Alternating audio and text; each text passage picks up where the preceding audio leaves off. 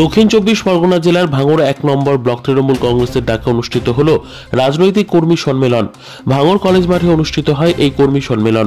কর্মী সম্মেলনের মঞ্চে উপস্থিত ছিলেন ক্যানিং পূর্বের বিধায়ক শওকত মোল্লা ও ভাঙড় বিধানসভার একাধিক তৃণমূল কংগ্রেস নেতৃত্ব। কর্মী সম্মেলনের মঞ্চ থেকে বক্তব্য রাখতে গিয়ে আইএসএফ বিধায়ক নওশাদ সিদ্দিকী এবং রাজ্যের বিরোধী দলনেতা শুভেন্দু অধিকারীর বিরুদ্ধে একাধিক মন্তব্য করেন শওকত মোল্লা। বক্তব্য রাখতে গিয়ে তিনি বলেন, আমি তোমাকে জঙ্গি নেতা বলেছি, তোমার খুব গায়ে জ্বালা করছে। তোমার যারা কর্মীরা আছে তারা জঙ্গিপনা করেনি। কোর্টে যাবে যাও, আমার বিরুদ্ধে কোনো আপত্তি নাই। আমরা কোর্টে দাঁড়িয়ে বলবো একজন সমাজবিরোধী জঙ্গি যদি কেউ থাকে তার নাম নওশাদ সিদ্দিকী, এটা আমি দায়িত্ব নিয়ে বলছি। এমনই মন্তব্য করলেন ক্যানিং পূর্বের বিধায়ক শওকত মোল্লা। তবে এ বিষয়ে কোনো রকম মন্তব্য করতে নারাজ আইএসএফ নেতৃত্ব। তারা বলেন কোর্টে আইনের মাধ্যমে বুঝে নেব। অন্যদিকে রাজ্যের বিরোধী দলনেতা শুভেন্দু অধিকারীর বিরুদ্ধে মন্তব্য করেন শওকত মোল্লা। তিনি বলেন, সুকান্ত মজুমদার ও শুভেন্দু অধিকারীর মানসিক সাইকো পেশেন্ট হয়ে গেছে, এদের মনোরোগ বিশেষজ্ঞ দিয়ে চিকিৎসা করতে হবে। মেন্টাল পেশেন্ট, সাইকো পেশেন্ট হয়ে গেছে, বিশেষ করে শুভেন্দু আর সুকান্ত। এই দুটোর কথাবার্তা শুনে মনে হচ্ছে এদের মনোরোগ বিশেষজ্ঞ দিয়ে চিকিৎসা করতে হবে, তা না হলে এদের রোগটা সারবে না। আমি বিজেপির যারা সেন্ট্রাল গভর্নমেন্টের যারা দায়িত্বে আছেন বা কেন্দ্রের বিজেপি নেতারা আছেন, এখানে যারা দায়িত্বে আছেন তাদের বলবো, পশ্চিমবাংলা ভালো মেন্টাল হসপিটাল আছে, এই দুজনকে অন্তত কিছুদিনের জন্য অন্তত ট্রিটমেন্ট করা ভালো। কিন্তু আজকের ভাঙড় কলেজ মাঠে যে পরিবেশ, গত 10 বছরে এত শান্তিপূর্ণ মিটিং হয়েছে বলে আমার জানা নেই যেটা আজকের ভাঙড় মাঠে আমরা করতে পারছি। দেখুন, আমাদের কিছু কিছু কর্মীরা আছে, দলের প্রতি তাদের কোনো দায়িত্ব দায়বদ্ধতা নেই।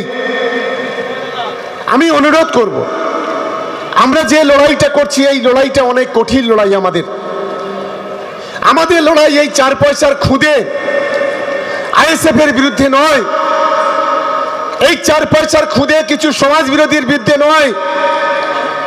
আমাদের লড়াই সাম্প্রদায়িক দাঙ্গাবাজ বিজেপি যারা আজকের গোটা বাংলাকে হিন্দু মুসলমানদের মধ্যে দাঙ্গা বাঁধাচ্ছে, যারা গোটা দেশ জুড়ে অস্থিরতা তৈরি করছে, যারা বাংলা ইসলাম ধর্ম সনাতন ধর্মকে ধ্বংস করে যারা নিজেদের কর্তৃত্ব কায়েম করতে চাইছে, আমাদের লড়াইটা হচ্ছে সেই জায়গায়।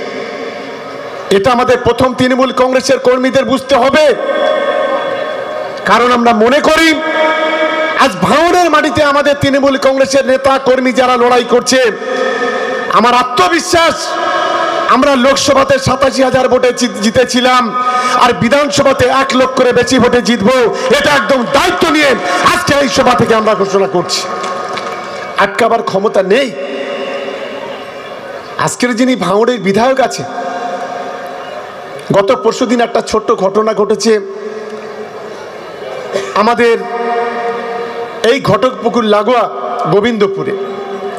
আমরা কেউ কিছু জানি না, বাইরে থেকে কিছু সমাজ বিরোধী এনে ওই এলাকার পরিবেশ নষ্ট করেছিল। গ্রামের লোকেরা সেখানে রুখে দিয়েছে, ঠিক করেছে, সঠিক কাজ করেছে, আমি ধন্যবাদ জানাচ্ছি। তুমি বিধায়ক, তুমি এসো, আপত্তি নেই। সমাজ বিরোধী কার্যকলাপ কেন? আমি তোমাকে জঙ্গি নেতা বলেছি, তোমার খুব গায়ে জ্বালা করছে। তোমার যারা কর্মী আছে তোমার মদতে জঙ্গিপনা করেনি কেন? ভোট গণনার দিন ভাঙড়ে 23 সালে 3 জন আইএসএফ এর কর্মী খুন হলো। কাদের হাতে খুন হয়েছিল? রাত 2টো, তখন তো তৃণমূল কংগ্রেস সেখানে ছিল না। সেখানে ছিল 100 পাঞ্জাব পুলিশ, 100 সেন্ট্রাল পুলিশ, আর 250 ছিল বেঙ্গল পুলিশ। বাচ্চা বাচ্চা ছেলেদের হাতে গুলি বোমা বন্দুক তুলে দিয়ে তুমি পিছন থেকে কলকাঠি নেড়ে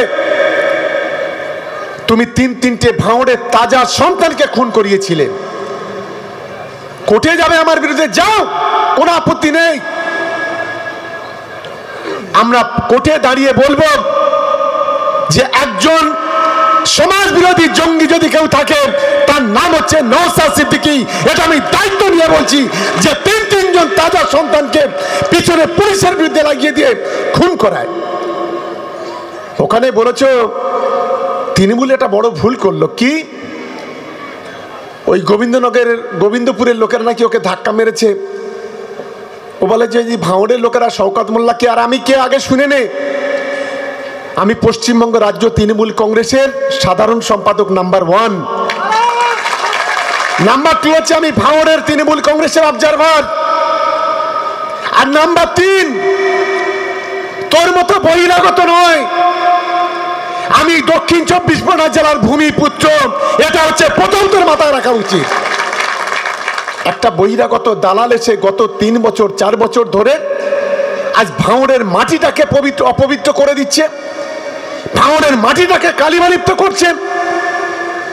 তোর হিম্মত যদি থাকে, সেদিন বলেছিস যে যদি ভাঙড়ে গেলে যদি অন্যরা কেউ যদি ওরাকে আটকে দেয়, তোর বাপের বেটা যদি থাকে আমার একবার আটকে দেখা কতটা মায়ের দুধ খেয়েছি তুই আমরা বুঝে নেব।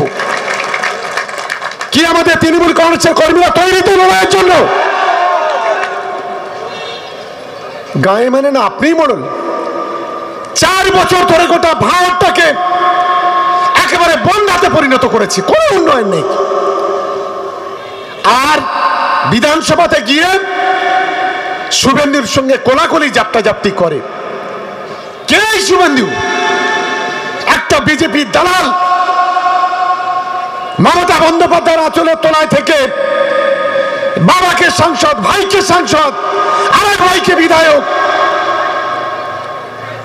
তৃণমূল কংগ্রেসকে লুটে ফুটে খেয়ে অমিত শাহের পায়ে পড়ে বিজেপির নেতা হয়েছে।